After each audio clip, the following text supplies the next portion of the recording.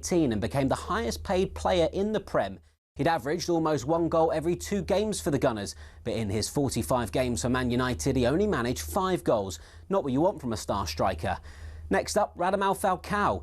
He earned himself the nickname the Tiger for his sheer efficiency and the way he used to pounce upon the mistakes of defenders. But at Man United, he was way more pussycat than Tiger, to be honest.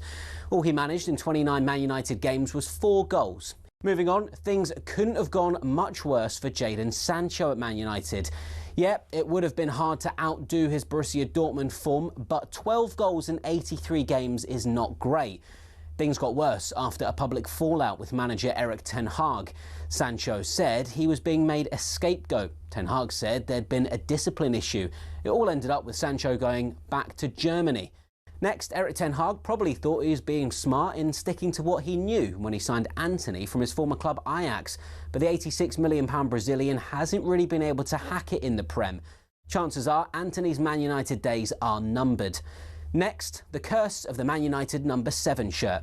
Not an easy act following Ronaldo, Cantona, Beckham and George Best, but Memphis Depay was another striker who was apparently allergic to scoring for United.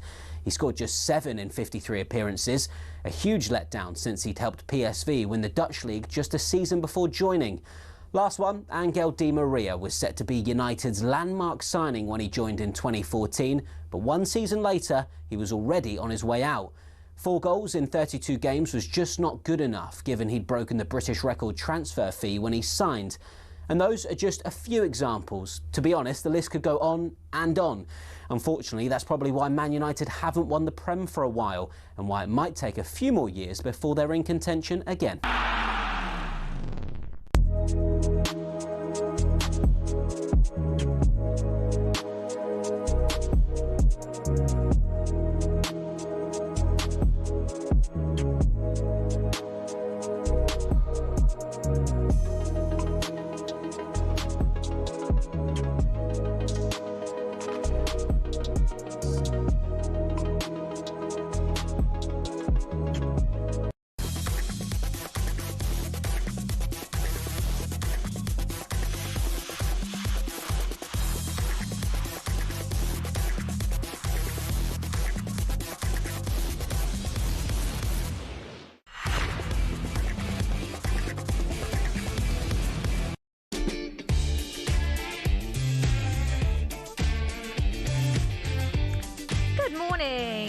I'm Olivia Buzaglo, and this is the early sports breakfast on TalkSport. We're building up to TalkSport breakfast at 6 a.m. with Jeff Stelling and Ali McCoy.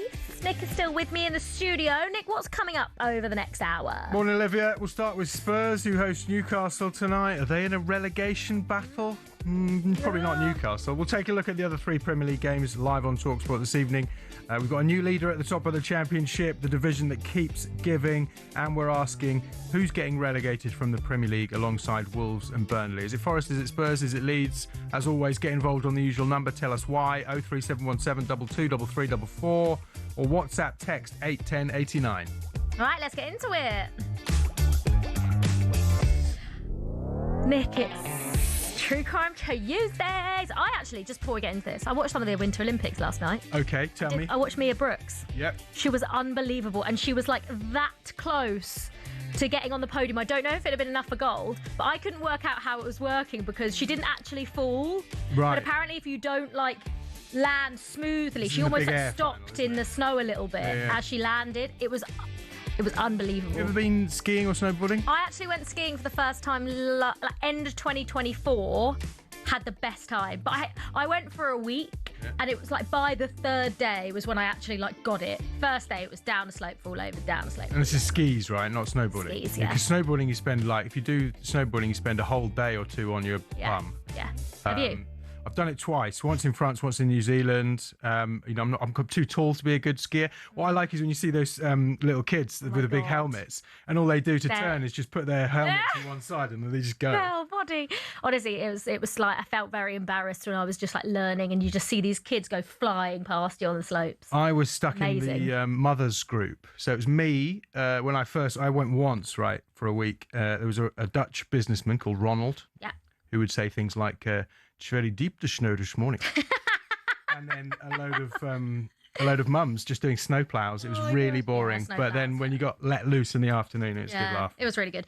Anyway, back to the important stuff. True Crime Tuesday. Do you know, I haven't watched enough true crime at the moment. What I'm looking forward to is this Lucy Letby documentary. I have watched half of it. And I still can't work out what I think, because I know a lot of people have watched it and they've come to the conclusion she's innocent because there's not any physical evidence. It's all circumstantial. Yeah. But I'm watching it thinking, how can this be a coincidence? How can this be a coincidence? Shout out to True Crime Jill if she's listening at this time. I'm sure True Crime Jill will be listening. That is one I also... And actually, True Crime Jill messaged me, but I have seen this story, and I'm sure there will be a documentary on it at some point, but it's going on right now in America, and that is Nancy Guthrie, who is... Savannah Guthrie is a quite a famous TV host over in America, and her mum was abducted from her house in the middle of the night in Arizona, and they still don't know where she is. But I think a ransom has been... The FBI are offering a $50,000 reward for information. But the this news anchor sort of put out this message on social media saying we will pay. There's a lot of weird stuff going on. But yeah, that's a future true crime. That's one for the future. But I need to finish the Lucy Letby one. That's the one I'm watching at the moment, and it's fascinating. And I did watch 24 Hours in Police Custody. Classic. I won't even go into what it was. It was the most horrific, one of the most horrific stories I've ever heard. It's basically, if you want to watch it, it's the latest episode. I think it's still the latest episode. And even 2 minutes in, some of the things they were saying, I was like, oh my word. So if you want something a little bit more... It was quite harrowing, to be honest. I was a bit like, well, I know a lot of people that turned it off. Something Christian Romero can watch on his time away from the game, thinking about what he's done. Maybe, but what? Yeah, maybe.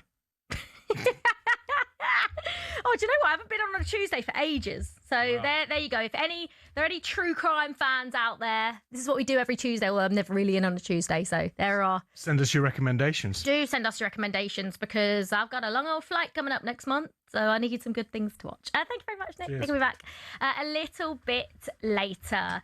Right, as I said at the top of the show, we've got a whole round of midweek fixtures in the Premier League. There's never too much football, not in my world anyway. We have 4 Premier League games which are live on the TalkSport network for you this evening. Chelsea against Leeds, that's on Talk Radio. Everton Bournemouth is on the app. Tottenham Newcastle's a TalkSport 2 exclusive, and West Ham Manchester United is a TalkSport exclusive. That kicks off at 8:15. Maybe none more consequential, though, than the desperation derby between Spurs and Newcastle. Eddie Howe's insisting he's still the man to take Newcastle forward, and Thomas Frank responded to saying his Spurs were desperate for a win.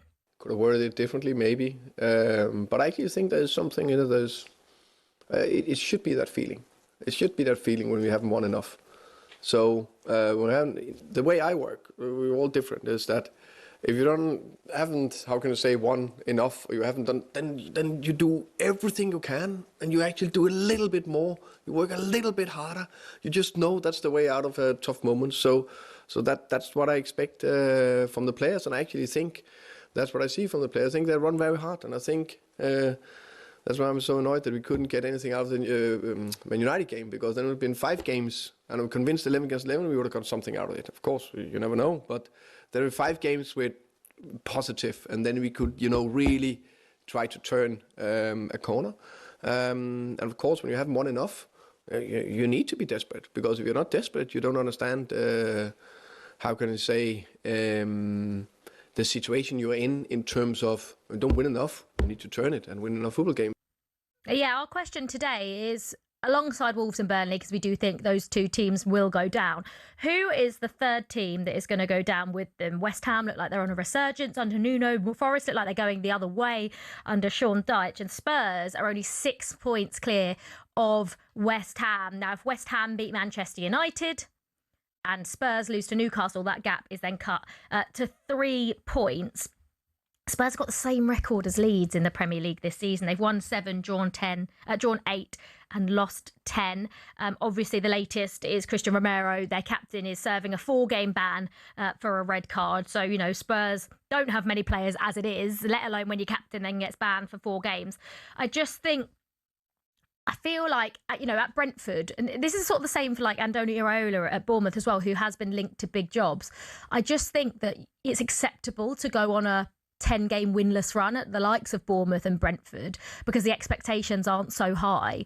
Obviously, you don't want to, but it's, Thomas Frank did that at Brentford, and Andoni Iraola even this season went on a pretty poor winless run for Bournemouth. So at a big club like Spurs, that just doesn't cut. The pressure is different, and I really, really, really want this to work for Thomas Frank. He's one of the nicest people I've worked with, and it's always nice when a manager makes your life easier in interviews and stuff. And I think they will give him till the end of the season. But we were talking about it on breakfast yesterday. If a certain Mauricio Pochettino comes available in the summer and he wants to come back to Spurs, then maybe you could see that happening. But it's such a huge game tonight at the Tottenham Hotspur Stadium. We've mentioned Christian Romero's red card. Thomas Frank is keeping him as captain, despite obviously everything that came out on social media before that red. On the sports bar, Jamie O'Hara and Jason Cundy don't think Romero is the leader that Thomas Frank needs. He was unconvincing with his answer. I feel for him because it's not the first time he's had to answer this question. He's been asked before. And there's going to come a point where you can't keep defending the same thing. And he's not the first manager at Spurs that's had to answer those questions. That's the problem he's got. This is old news, and it's becoming boring. I don't personally think Thomas Frank thinks he's a good leader. Well, he was hesitant in his answer. Yeah. The way he chose his words, he was choosing his words really carefully. A leader doesn't get sent off the most in Premier League since he's been here, and a leader, doesn't cost your team 4 games.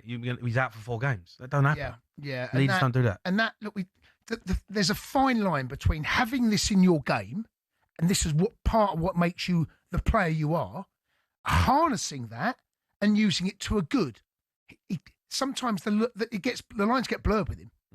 Winning the ball and then going through and doing what he does. You can't keep making the same mistakes. Learn from your own mistakes. And he's not, unfortunately, at the minute. That's the problem. Tom. He's got into 4 games. I mean, you're talking about, you're worried about looking over your shoulder. 4 games. Yeah, no. One of your leaders is missing. Yeah, it's hard to disagree with what they're saying there, especially because he's such an important part of that team. And, he wasn't just important in his own box, but he was scoring goals. There was one point, and I don't know if it's still that right now, but Mickey van der Ven and I think it was Richarlison top, and Mickey van der Ven and Christian Romero were Spurs' second and third highest goal scorers. So you don't just lose a leader, you lose a good defender, and you lose a threat at the other end as well. How will a Christian Romero-less Spurs get on against Newcastle? That game is live for you on TalkSport 2 tonight. Well, hasn't gone well for Thomas Frank, has it? But someone it has gone well for is Liam Rosenior. His incredible start as a Premier League manager continues. He's won 7 out of 9 in all competitions, 4 out of 4 in the Premier League, and the players seem to be enjoying playing under him. Always nice when players speak well of you. Most of the time, they just want to stay in the team. So I take it with a smile. I think you can see whether it's Cole or Zhao or Enzo or Moy, all of them, Andre, the defenders, they're playing with a real enthusiasm at the moment. They're enjoying their football. And as a coach, that's very pleasing to see, because if you don't play with enthusiasm, you don't play with energy or intensity. So at the moment, things are looking good. We have to continue. The demands have gone up. It's going to be a physical game tomorrow, but the signs are looking really, really good for what we want to achieve together. Yeah, I think Liam Rosenior has done so well in his first 9 games in charge, and the players seem to be enjoying playing under him, but I really like the relationship he has with them. We saw it a little bit with the João Pedro interview after Napoli, and again with the Cole Palmer. He was watching along when Liam was getting interviewed after the Wolves win.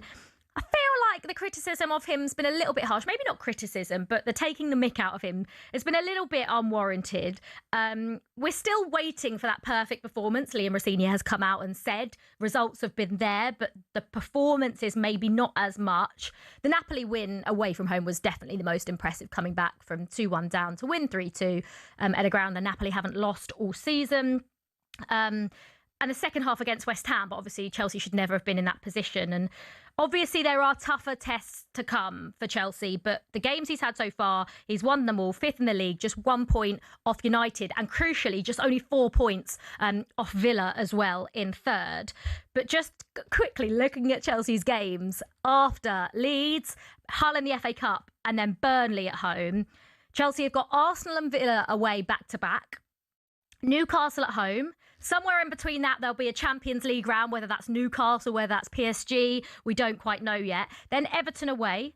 Chelsea had 1 win in 8 at Goodison, but maybe at the Hill Dickinson it'll change. And then City and United at home back-to-back as well. So like we say, it's been a brilliant start for Liam Rosenior, but there really are tougher tests to come. And after that run of games that I've just read out, maybe we'll gauge a little bit more about where Liam Rosenior's Chelsea are. Meanwhile, Manchester United are just 1 point ahead of Chelsea in the table, and that guy is 1 win away from getting his hair cut.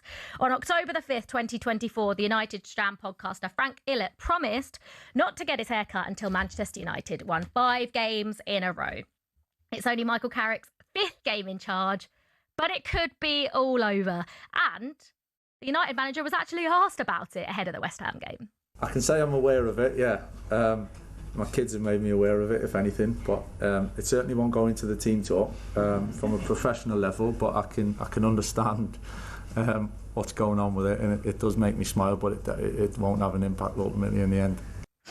Yeah, West Ham against Manchester United is live on TalkSport tonight with all the build-up from 7 a.m. Right, today we are asking the question, who is going to be the other team to go down with? We are thinking Wolves and Burnley are probably already gone. Who do you think is going to get that last relegation spot, and why? 03717 223344, or you can text us as well on 81089. You're listening to Early Breakfast with me, Olivia Buzaglo. It's 5:17. Up next, there's a Tuesday quiz for you.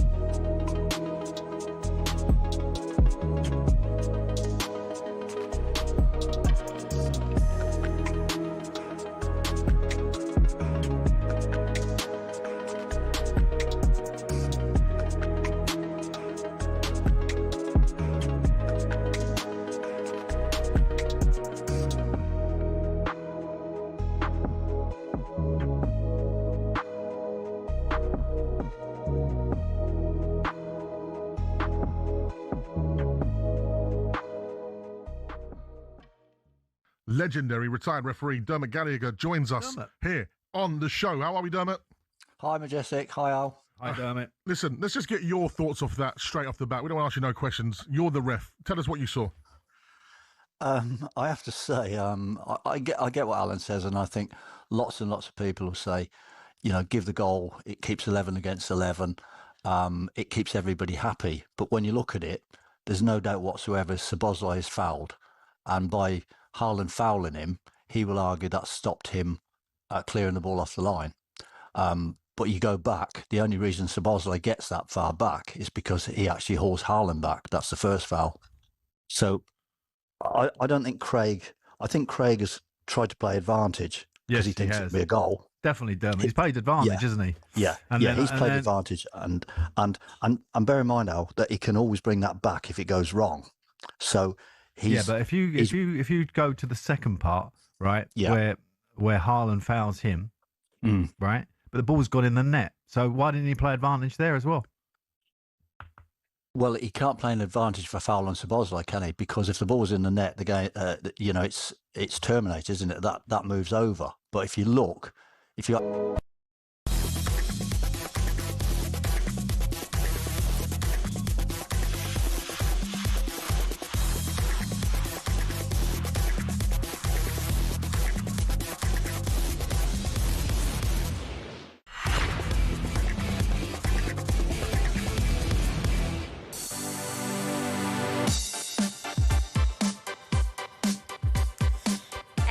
good morning. I'm Olivia Buzaglo. This is Early Sports Breakfast. Happy Tuesday. I'm never really here on a Tuesday, but it is a good time to be because we've got loads of Premier League games for you this evening. Chelsea, Leeds, Everton, Bournemouth, Tottenham, Newcastle, West Ham, Manchester United, all on the network for you this evening.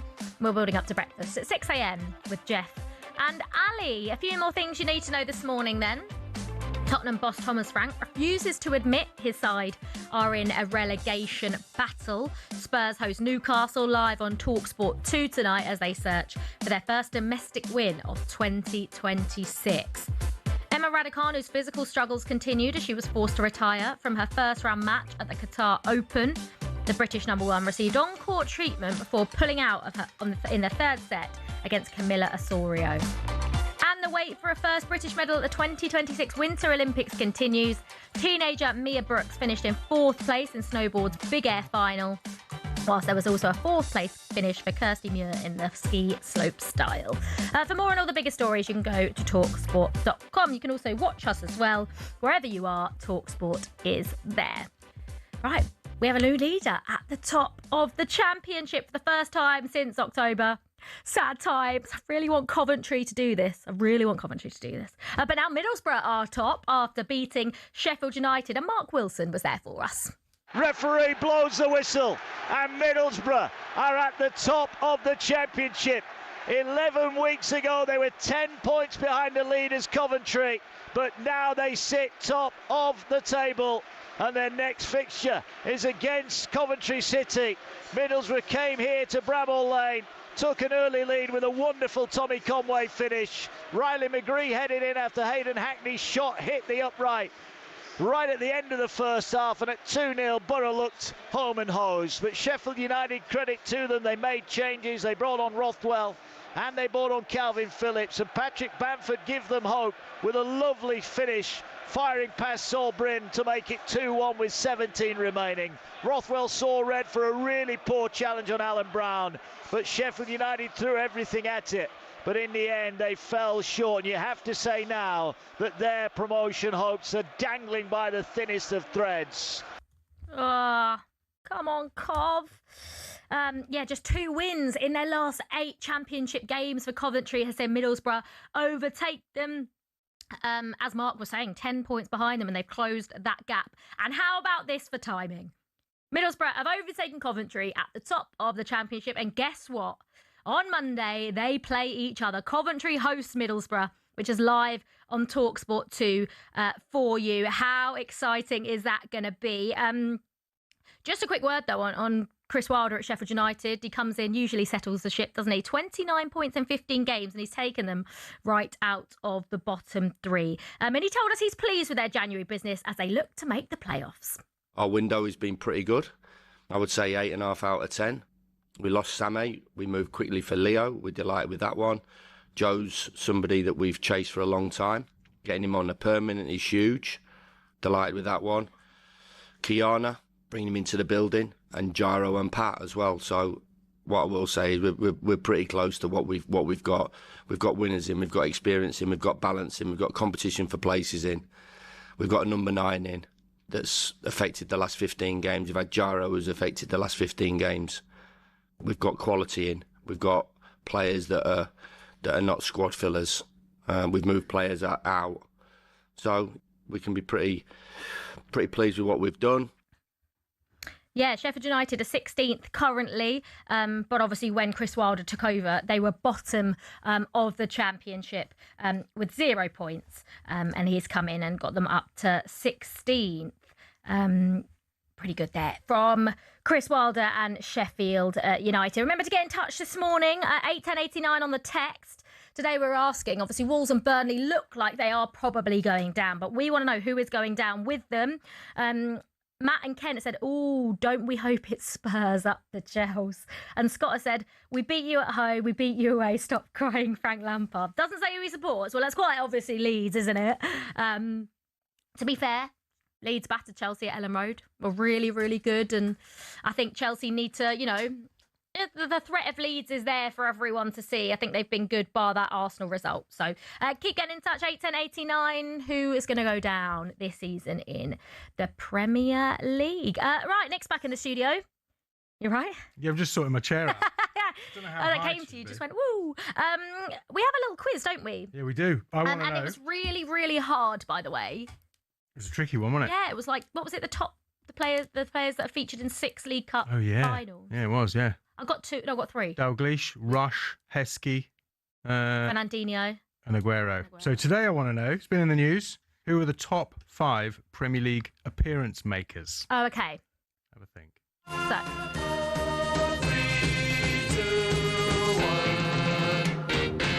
Well, I know the top 2. Go on. Gareth Barry and James Milner. Correct. Right. Ryan Giggs. He's number 3. Oh, number 4. Okay, number 4. This is harder. Number 4. Doing well here. I know. So you've got Barry, 653 appearances. No. James Milner, no. Scholes, no. James Milner, 652, soon to draw level with Gary Barry. Ryan Giggs, 632. And then you've got 2 more players. Maybe the listener can help you out. Yeah, maybe. Can you give me... Are you not going to give me the team? Does that give it away? Or position? I can't do that. Position? No.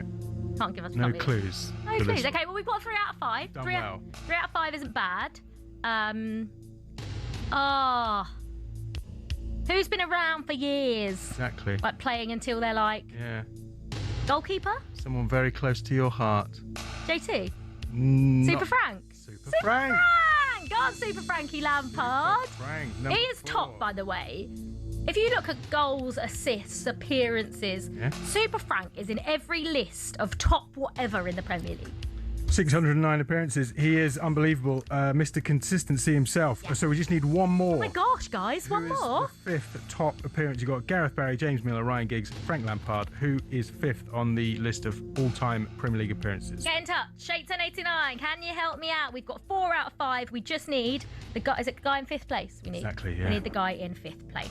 Right, it's just coming up to 5:30. It's time now to look at some of the back pages. We're going to whiz through this. First of all, order of the boot. This is on the back of the Daily Express. Prem top scorer Haaland, no excuses. I must do better. I mean, this is how good Haaland is. 21 Premier League goals, top of the scorers charts, and he's worried about his form. Yeah, that's gone off it a little bit, but he's obviously by his own standards. None from open play in the last 8 top flight games. Obviously, a couple of penalties in there. Back of the mirror, I've got to try harder. Right, Eddie's defiant. Desperate times, frantic as points plea and drop scrap. We've talked about this game tonight, live on the TalkSport network. Eddie Howe saying he is the man to take Newcastle forward. One thing I wanted to touch on, though, is this Liam Rosenior. People laugh at me. Rosenior admits mockery of him has affected his family. He said the backlash he expected, but it is affecting his family. The 41-year-old is talking about, his personality, his looks, his coaching background, people taking the mick out of him, calling him LinkedIn Liam, comparing him to David Brent because he said, I manage players, I age men. He's taking the man from manage and the age and the same, I'm aging men. It's a little bit high performance podcast, isn't it? Yeah, the aging men part, yeah. But everything else, I feel like he's just been a bit of an easy target. Sure. And actually, I don't know, I just don't think there's many managers that would come to the league, had the start he's had, and still get the stick that he's getting. Yeah, 7 out of 9 games. The only 2 games he's lost are against Arsenal. Why is that? Is it because of the way he speaks, because of the way he looks? Or... I think he speaks so well. Like, just wears glasses. Yeah, I don't know what it is about him that is just like, I don't know. It's an easy target. He's quite earnest, right? He doesn't seem like he's not. Yeah, he's a little bit too maybe slightly intense. Yeah. And also some of the way he speaks is a little bit like, does sound like he's posting on LinkedIn. Yeah. But he's doing a wonderful job, and he seems like such a lovely guy. Yeah, he does, and he's hopefully that good run carries on. Very, very, very finally, India and Pakistan are going to play each other at T20 World Cup. Pakistan have backed out of a boycott. They were potentially boycotting the India game in solidarity with Bangladesh, who pulled out of the tournament over safety concerns. But Pakistan-India, biggest game in world sport. Yeah, I don't know. I mean, my brain automatically goes to football. Yeah. And when I think of biggest derbies, Celtic Rangers always comes to mind. Of course. But South American. Well, I just think Boca against River Plate in Argentina and Corinthians against Palmeiras in Brazil. They're the 2 that I would love. I'm not sure I ever will, but I would love to go. I haven't been to an old firm. I'd love to go to an old firm. I've been to Corinthians Palmeiras. Is it crazy. Very fruity. I'd love to go. That's amazing. That'd be so fun. Is that up there for you? Because you obviously Brazil, you know. Yeah, I used to live there. So, I mean, I think the Fenerbahce Galatasaray's got to be up there. And then the other one we're looking forward to at the Winter Games is Canada-USA in the ice hockey, which is a huge grudge match. It's going to be loads of fights. Also, have you ever seen Murder Ball? Brilliant documentary about wheelchair rugby players. And then this is about this Canada-USA grudge match. Unbelievable documentary. Check it out. There we go. Thank you very much, Nick. Nice one. Right, it's just gone 5:30. You are listening to Early Sports Breakfast on TalkSport with me, Olivia Buzaglo.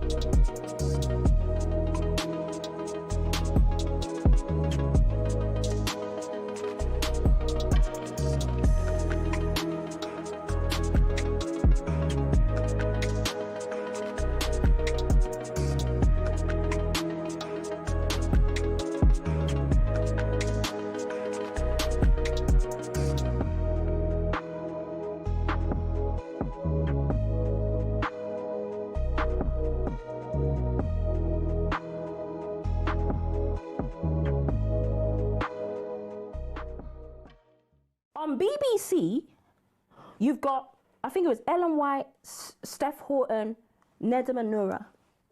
No offence to Nedum Anura, nothing against him. I don't know whether he played for England or not. But you're on the main panel for the final for England women. Let's go over to ITV. I'm in the stands with 105 caps. So you've got two women. Between us, we've got 290 caps, something ridiculous, right? You turn over to ITV, and it's Ian Wright, Emma Hayes, and Kaz Carney. So out of 6 spots on 2 of the main, you can't watch the game anywhere else. Out of 6 punditry spots, 2 have gone to men, yeah? Meanwhile, you've got 290, whatever it is, I got sitting in the stands. Why are there 4 other women being in these positions? And as far as she's concerned, she's not one of them. I would suggest that she's not a very good broadcaster. That might be one of the reasons why. And if you want to learn, I mean, I've had Annie, I don't dislike, I think she's quite an intelligent lady. I mean, she's qualified in law, she's nobody's fool, but some of the things that come out of her mouth are foolish. She came on this show about 2 years ago debating with me the idea. It's not often you associate fan power with Chelsea Football Club, but one of the shining examples of it lies with a group called the Chelsea Pitch Owners. And they've proved to be the thorn in the side of owners past and present who've been dead set on moving stadiums to a larger, more lucrative piece of land. Essentially, the supporters group holds the freehold to the land on which Stamford Bridge sits. Former owner Ken Bates set it up at a time where some unruly property developers tried to evict the club from their ground. In order to prevent this, he established the CPO as a company that owned the pitch and offered the fans the chance to buy a share for £100. As well as that, they also own the rights to the name Chelsea Football Club, so if any owner wants to take them elsewhere, they can't be called Chelsea without the approval from the CPO. Now, in 2011, Roman Abramovich tried and failed to move them away from Stamford Bridge, and this has set a precedent for Todd Bowley and the current power brokers at Chelsea. They know any plan which involves moving from Stamford Bridge will require CPO approval from the now 13,000 fans who own it. There are fans who are concerned that if they stay at the bridge, they'll be left behind their domestic and European rivals who are moving to more commercially successful stadiums. But for the heritage and history lovers, Stamford Bridge is one of the iconic English stadiums, and to move away would be a grave mistake. It might not be as flashy as others, but stadiums like it have something about them that cannot be replaced. One thing's for sure, if Bowley wants to take Chelsea away from their home, he'll have to go through the CPO first.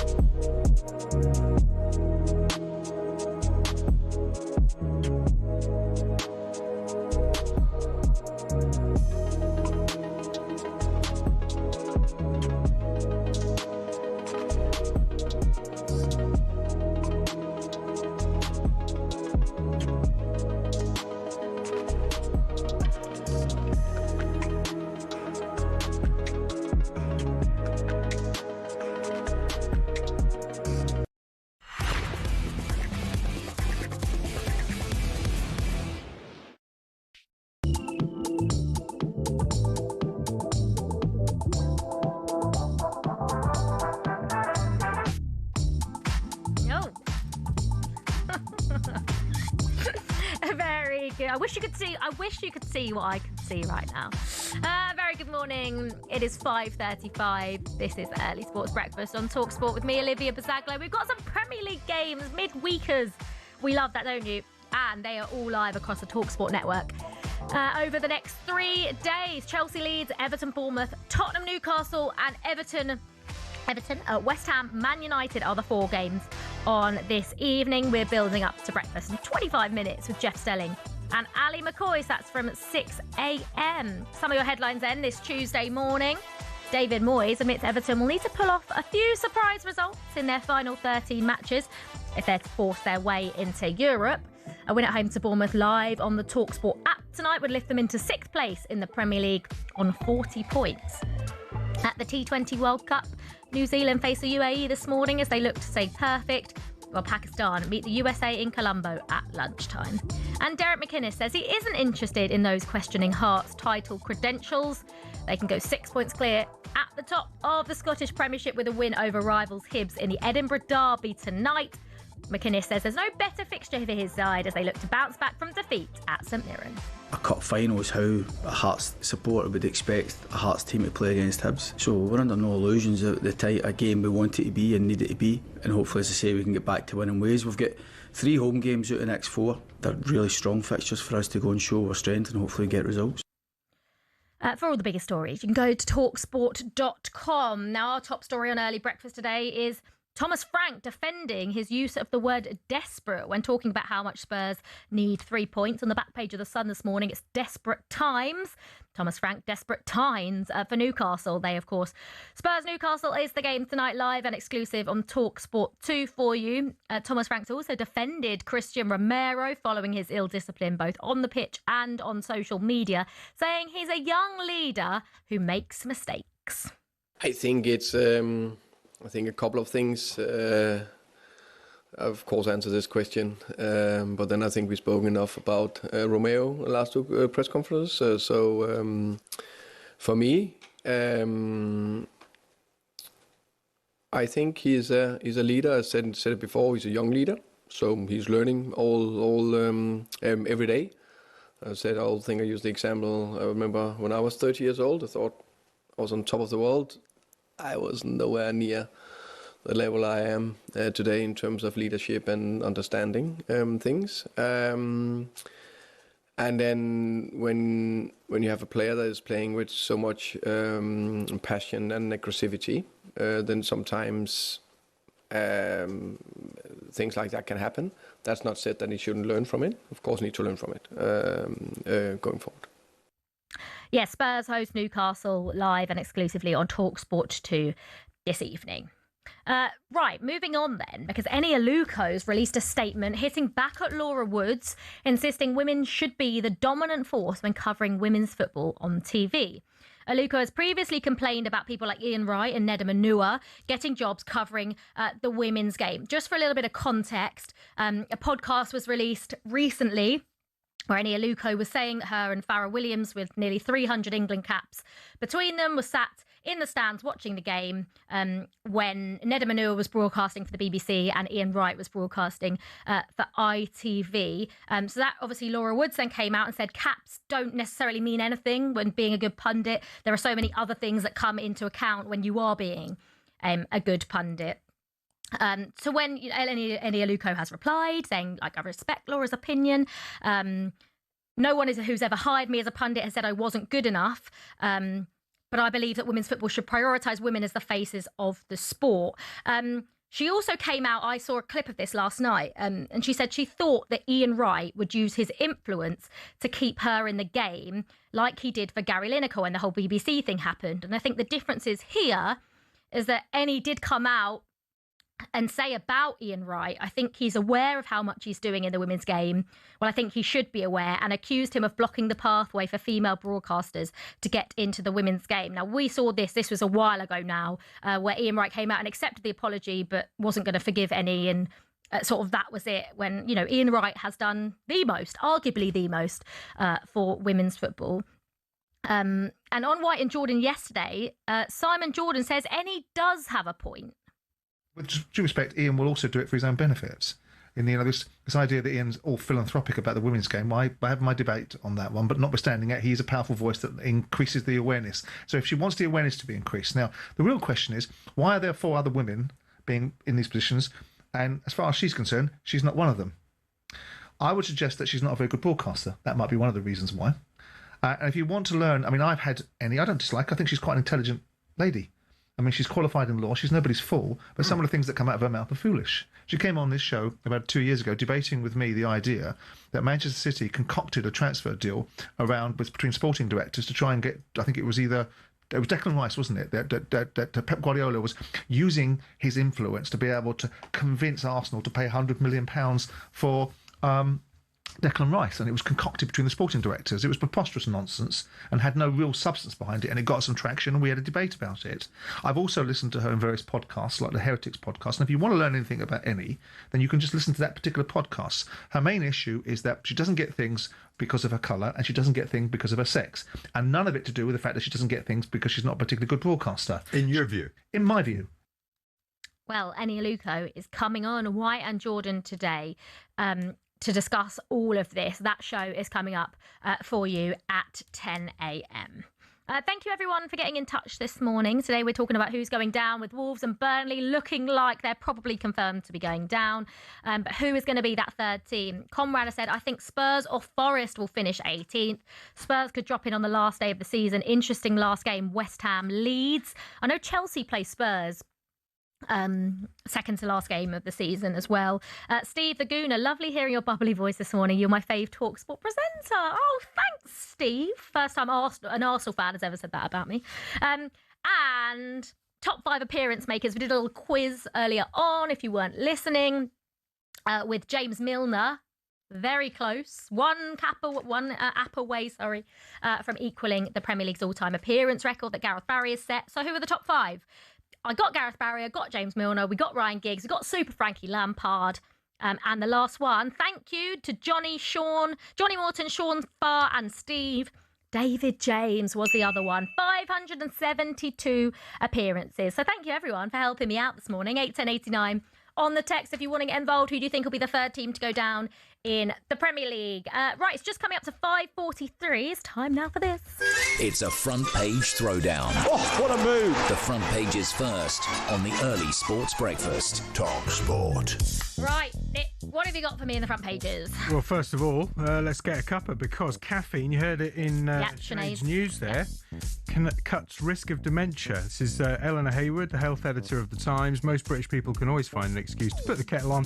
Now scientists, that we call boffins on this program, boffins, have identified another good reason to make a brew. So boffins at Harvard University reveal drinking 3 cups of tea or coffee a day appears to lower the risk of dementia. Caffeine can help protect the brain. Just want to know, you a coffee or a tea person? I'm an Earl Grey tea. Earl Grey with milk? No. Lemon? Black. Huh? Lemon? Nope. Just 1 sugar. You ever had Lady Grey? Yes, quite like that as well. Like a weaker Earl Grey? Yeah, I do like the stronger Earl Grey, the better. Yeah. Are you coffee? I like both. Yeah. What do you drink more of? I'll have coffee in the morning. I do like a mocha. I like a mocha as well. That's what I had today. Little mocha. And then I'll often have a cup of tea in the afternoon or the evening. Yeah, try and have like peppermint tea in the evening. How many cups a day are we talking?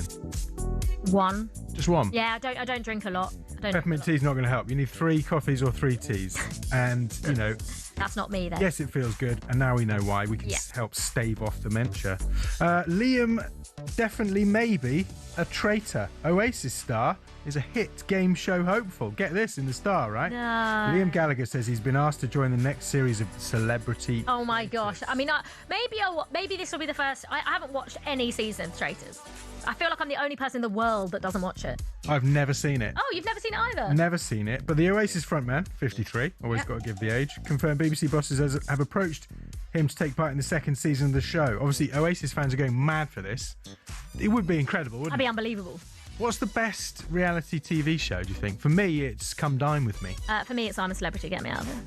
Really? Love it. Yeah, he's good enough. It's iconic. It's iconic. Ant and Dec, but only with Ant and Dec. Who's the best contestant? Is it Harry Redknapp? Harry Redknapp was definitely, he was unbelievable. Who else was really good on I'm a Celeb? Jordan North was quite good, wasn't he?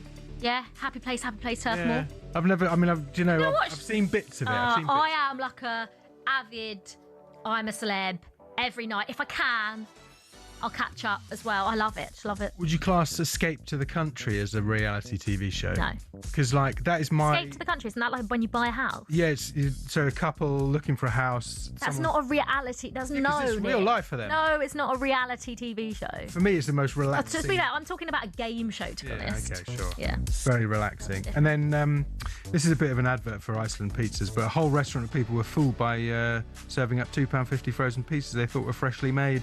Oh, no. That was obviously a bit of an ad for Iceland pizzas, but I was wondering if you've had any sort of restaurant nightmares. I once in Laos, I ordered meat and rice, and I think it was rat, and I ate it. Oh, that's disgusting. On the toilet for 3 days. I haven't had any. No, I haven't had any like really bad ones. Have you worked in a kitchen? No, but I did have a bit of glass about like that big. It's like almost like a 2p. Yeah. Maybe a little bit smaller than like a 2p coin. In some peppercorn sauce, and I think it was. I can't remember if it was a mine or the person I was with at the time.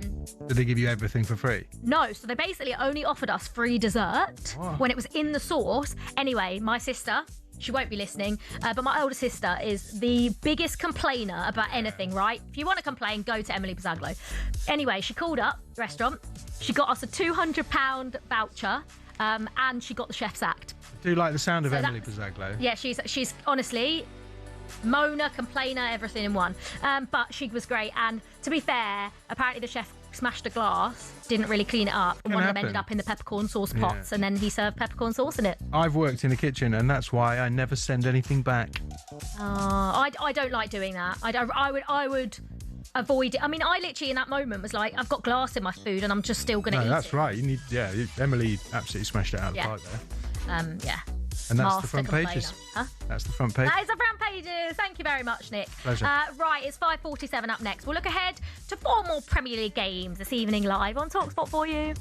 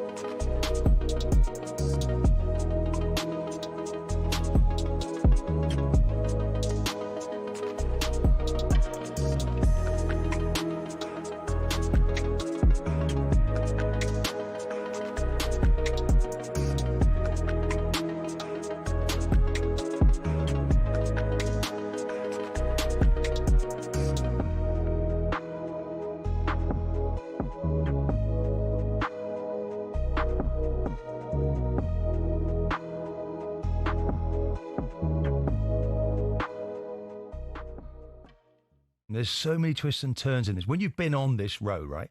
Now, look, there are certain people who were at that game yesterday, former Manchester United players who've won this thing many, many times. I've won it as well. And you have to shut out the noise. It's about what you do, not what the opposition do. And, of course, it would have been handy if it had gone 9 points clear. But the fact that it didn't happen, Arsenal are not derailed by that. I actually saw a lot from Arsenal at the weekend that makes me think, actually, do you know what? They could go the distance. But this is the life.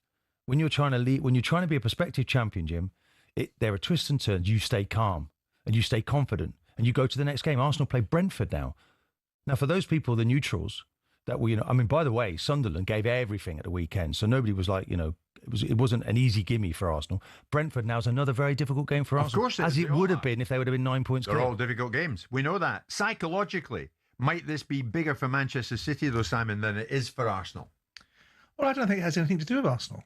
Arsenal don't need to worry about what Man City are doing. The only time Arsenal need to worry about what Man City is doing is when they're playing them. Hello and welcome to TalkSport Goals. We're taking you through what should be another busy day of football. Chance to win it! We don't need to do that, guys. I'm going to owe you an apology. How did you get to that conclusion? That's a weak mentality. Oh, get out of it.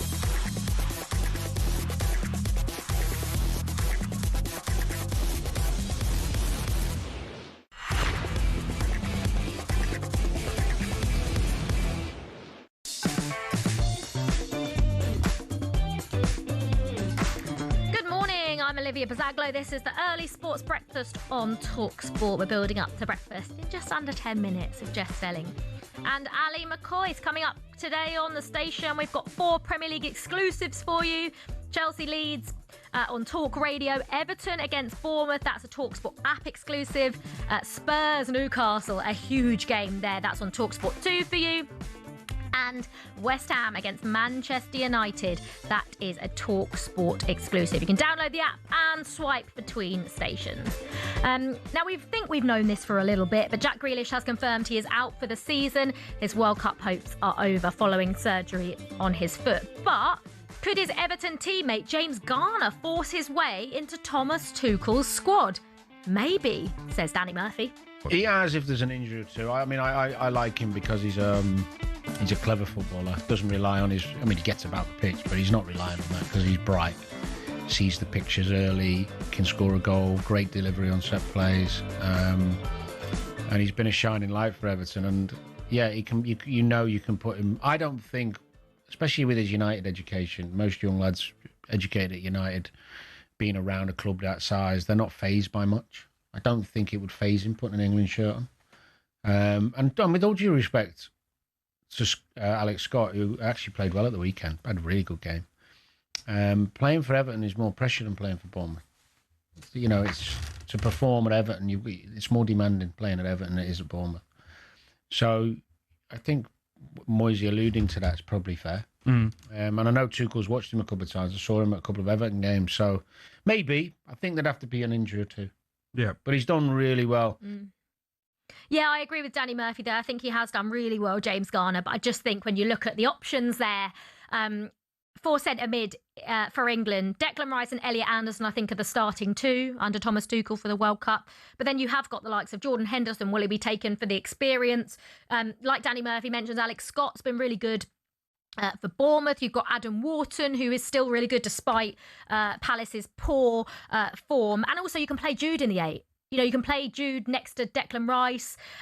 So I just think the options are probably too much for James Garner. But, I mean, perfect time to play yourself into form. And you never know. You never know. We know Thomas Tuchel likes to pick on form. So we shall see. The next international break is going to be an interesting one. That comes for you at the end of March. So maybe we'll have a little bit of an inkling as to who is going to make Thomas Tuchel's squad from that last international break before the World Cup. Just a reminder, Everton against Bournemouth is live and exclusive on the TalkSport app for you tonight. Michael Carrick is going for his 5th win in a row as Manchester United manager. They travel to West Ham later. On kickoff, Darren Lewis and Danny Murphy says Carrick should get the job full-time if he gets top 4.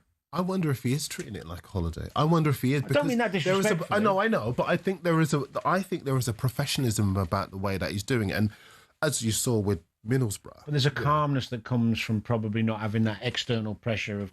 But as you said, he's calm anyway. Yeah, he's calm anyway, He's yeah. very low maintenance anyway. I remember when I covered Spurs and he was there and, you know, the most anxious he got was when Man United came and he thought the move was going to break down because Daniel Levy wouldn't let him go. But he is a very low maintenance character. And so I think that, to be honest, that's probably what Man United need with so much noise around them. As they're a superpower in world football. I think if they get top 4, I'd give it. Yeah, got to give him that job. I think they will get top 4, to be honest. They're out of the League Cup. They're out of the FA Cup. They've got no Europe. And all of the teams in and around Manchester United going for that 4th spot have got, and 4th and 5th spots or Champions League, have got other... not priorities, but have got other competitions that they're in and will obviously want to challenge for. So I don't really think, given the way they've started, that there's much excuse for Manchester United if they don't get top 5, we should probably say. But can they make it 5 in a row against West Ham? It's at the London Stadium tonight, live on TalkSport for you. All the build-up is from 7 p.m. Thank you for getting in touch this morning. 81089, we were talking about Wolves and Burnley, we think are probably going down, but who is going to go down with them? Joshua says, as a Spurs fan, I think it'll be us. I also don't think this team will bring us back up. Okay. I don't think Spurs are going to go down, right? And they will as well if they did. I can't even imagine a world, by the way, in which Spurs go down. But it's too tight out there at the moment. And Gaz says, can we do TalkSport presenters record caps Who's presented the most shows since TalkSport went live 26 years ago? I would be definitely bottom of the list. Alan Brazil, Hawksby and Jacobs would be top, definitely, wouldn't they? Wow, that's a very good idea. We basically did a game earlier, a little quiz on Premier League all-time appearance makers, who were the top 5. So, yeah, it would definitely be Brazil or Hawksby and Jacobs, wouldn't it? Thank you, everyone, for getting in touch today. Jeff is nearly ready. We've got about 4 minutes till he takes over for breakfast. It's just time to play you this. On Monday's show, Neil Warnock, yes, Neil Warnock, actually rang up TalkSport to complain about VAR after the Liverpool City game. Are you enjoying Premiership now? I'm not. No. I mean, I thought last night's game was fantastic, and I think if that goal had been given in the end, it would have been, ended a great game. The Liverpool have got their player for the next game, and what can you say? But you don't get too many games like that now. No. Everything's talking about VAR, and I mean, we all wanted it, but it's killing. I mean, imagine now as a manager. Wow, I mean, I must have had the best time in my life at managing, because you score a goal, you jump up, you celebrate, and then you all look round and wait 5 minutes to see if it counts. I don't think you were brought in for that, mate. Do you know what? I don't know what I find funnier, the fact that Neil Warnock has called up TalkSport off his own back, or the fact he still calls the Premier League the Premiership. I just think is absolutely brilliant. But that was Neil Warnock calling up on Monday's show, to complain about VAR. Right, plenty coming up on TalkSport Breakfast this morning, joining Jeff Stelling and Ali McCoy's today. Legendary Heart striker John Robertson previews the Edinburgh Derby. What a big game that is going to be. John Joe Shelby is on to talk Newcastle, a huge game against Spurs at the Tottenham Hotspur Stadium, live on TalkSport for you this evening.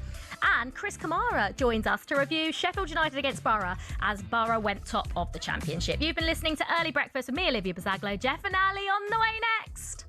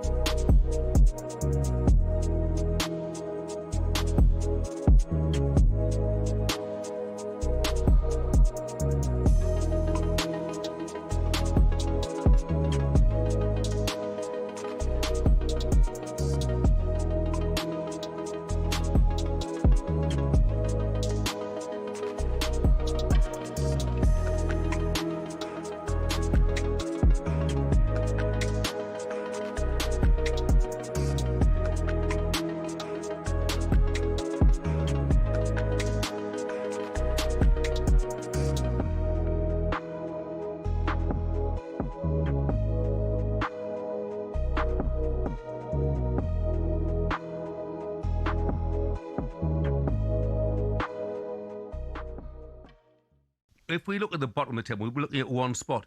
Do you believe that